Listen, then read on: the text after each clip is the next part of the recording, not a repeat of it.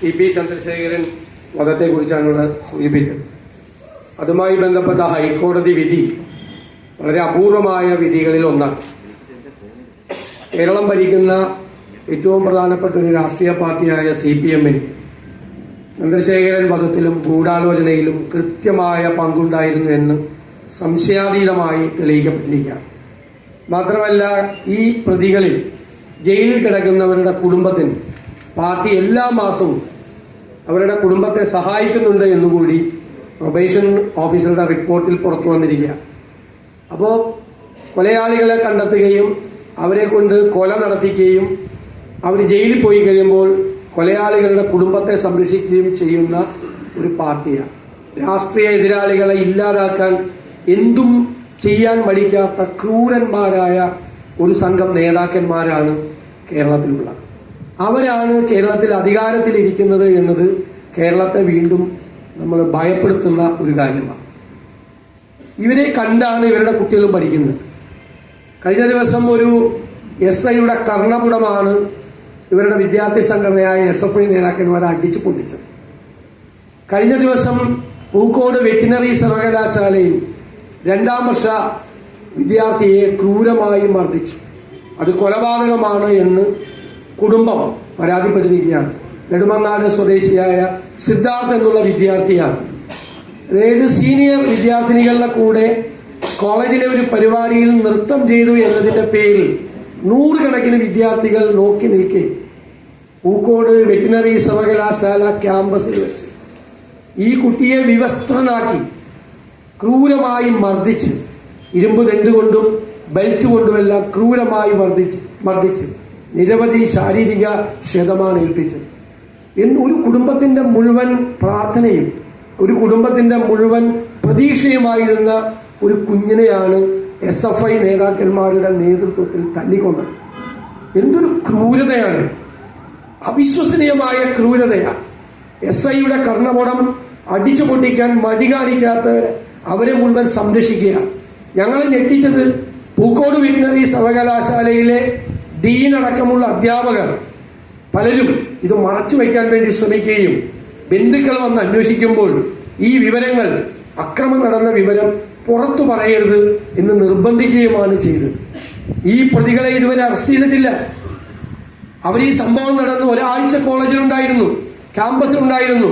കുട്ടികൾക്ക് മുഴുവൻ അറിയാം ഇവരാണ് ക്രൂരമായി മർദ്ദിച്ചതെന്ന്.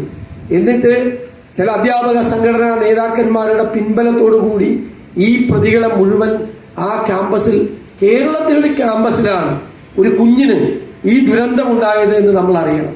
വീട്ടിലേക്ക് വരാൻ വേണ്ടി ആറ്റുകാൽ പൊങ്കാലയിൽ പങ്കെടുക്കാൻ വേണ്ടി വീട്ടിലേക്ക് വന്ന കുട്ടിയെ കൊച്ചിയിൽ വെച്ച് തിരിച്ചു വിളിച്ച് അത്യാവശ്യമുണ്ട് എന്ന് വിളിച്ചു പറഞ്ഞ് ക്യാമ്പസിൽ കൊണ്ടുപോയിട്ടാണ് ഈ ക്രൂരമായ മർദ്ദനത്തിന് വിധേയമാക്കിയത്.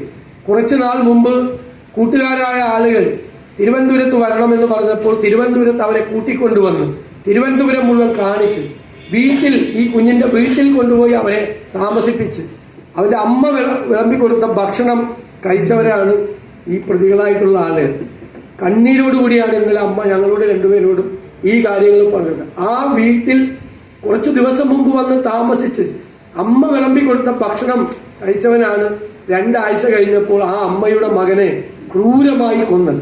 എന്തും ചെയ്യാൻ മടിക്കാത്ത ഒരു ക്രിമിനലുകളുടെ സംഘമായി കേരളത്തിലെ CPM നേതാക്കൾ ഈ SFIയെ വളർത്തിക്കൊണ്ടുവരികയാണ്. ക്രൂരന്മാരുടെ സംഘമായിട്ട് വളർത്തിക്കൊണ്ടുവരികയാണ്. ആരെയും എന്തെങ്കിലും തെറ്റിയില്ലെങ്കിൽ നമുക്ക് മനസ്സിലാക്കാം.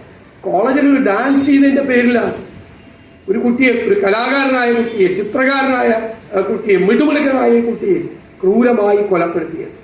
ഇത് അടിയന്തരമായി അന്വേഷണം മുന്നോട്ട് കൊണ്ടുപോയി ഈ യഥാർത്ഥ പ്രതികളെ പെട്ടെന്ന് അറസ്റ്റ് ചെയ്ത് നിയമത്തിന്റെ മുന്നിൽ കൊണ്ടുവന്നില്ലെങ്കിൽ അതിശക്തമായ സമരവുമായി ഞങ്ങളെല്ലാവരും രംഗത്തിറങ്ങും എന്ന് ഞാൻ ഈ അവസരത്തിൽ മുന്നറിയിപ്പ് തരികയാണ്.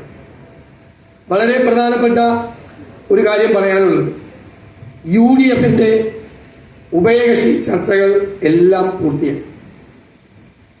ആ ചർച്ചകളുടെ ഭാഗമായി 16 സീറ്റിൽ ഇന്ത്യൻ നാഷണൽ കോൺഗ്രസ് മത്സരിക്കും. മലപ്പുറത്തും പൊന്നാനിയിലും ഇന്ത്യൻ യൂണിയൻ മുസ്ലിം ലീഗ് മത്സരിക്കും. കൊല്ലത്ത് RSPയും കോട്ടയത്ത് കേരള കോൺഗ്രസ് ജോസഫ് മത്സരം. ഞങ്ങൾ മുസ്ലിം ലീഗുമായി നടത്തിയ ചർച്ചയിൽ മൂന്നാമതൊരു സീറ്റ് കൂടി തരണം എന്നവർ ആവശ്യപ്പെട്ടിരുന്നു, അവർ അഭ്യർത്ഥിച്ചിരുന്നു. മൂന്നാമത് സീറ്റിന് ഇന്ത്യൻ യൂണിയൻ മുസ്ലിം ലീഗിന് പൂർണ്ണമായ അർഹത ഉണ്ട് എന്ന് തന്നെയാണ് കോൺഗ്രസ് പാർട്ടിയുടെ വിലയിരുത്തൽ. എന്നാൽ ഇന്നത്തെ ഒരു പ്രത്യേകമായ സാഹചര്യത്തിൽ പുതിയൊരു സീറ്റ് അവർക്ക് കൊടുക്കാനുള്ള പ്രായോഗികമായ ഞങ്ങളുടെ പ്രയാസങ്ങൾ ഞങ്ങൾ അവരെ പറഞ്ഞ് ബോധ്യപ്പെടുത്തി. അപ്പം ഞങ്ങൾ അനുഭവിക്കുന്ന പ്രയാസങ്ങൾ മനസ്സിലാക്കി ആ മൂന്നാമത്തെ സീറ്റ് നിർബന്ധിക്കേണ്ട എന്ന് യൂണിയൻ മുസ്ലിം ലീഗ് തീരുമാനമെടുത്തു. അതുപോലെ തന്നെ രാജ്യസഭാ സീറ്റിൽ ഒരു അറേഞ്ച്മെന്റ് കൂടി ഞങ്ങൾ ചെയ്യാം. സ്വാഭാവികമായിട്ടും അടുത്ത രാജ്യസഭാ സീറ്റ് വരുമ്പോൾ ഒരു സീറ്റ് പ്രതിപക്ഷത്തിന് കിട്ടണം, അത് കോൺഗ്രസിന് കിട്ടേണ്ടതാണ്. അത് ഞങ്ങൾ മുസ്ലിം ലീഗിന് കൊടുക്കും. അതിനുശേഷം വരുന്ന പിന്നത്തെ സീറ്റ് അത് കോൺഗ്രസിന്. ഭരണത്തിൽ സാധാരണ UDF എത്തുമ്പോൾ 3 സീറ്റ് കോൺഗ്രസിനും 2 സീറ്റ് മുസ്ലിം ലീഗിനുമാണ് ഉണ്ടാകാറുള്ളത്. അത് തീർച്ചയായും ആ 2 സീറ്റ് മുസ്ലിം ലീഗിന് UDF ഭരണത്തിലെത്തുമ്പോൾ ഉറപ്പുവരുത്തുന്ന കാര്യവും നേരത്തെ ഉണ്ടായിരുന്നതാണ്. 3-2 ചെയ്തിരുന്നത്. 6 ഭരണപക്ഷത്തിന് കിട്ടും, അതിന് 3 കോൺഗ്രസും 2 ലീഗിനുമാണ് കൊടുക്കാറുള്ളത്. അത് മെയിൻറ്റെയിൻ ചെയ്യും ഗവൺമെന്റ് അറിയാം. ഈ ഒരു അറേഞ്ച്മെന്റ് ആണ് ചെയ്തിരിക്കുന്നത്. അവര് തീർച്ചയായിട്ടും അവരുടെ പ്രവർത്തകരും അവരുടെ നേതാക്കളും ഒരു മൂന്നാമതൊരു സീറ്റ് വേണം എന്ന് അവർ ആവശ്യപ്പെട്ടിരുന്നു, അവരാഗ്രഹിച്ചിരുന്നു. ഞങ്ങൾക്ക് കൊടുക്കണം എന്ന് ഞങ്ങൾക്ക് ആഗ്രഹം ഉണ്ടായിരുന്നു.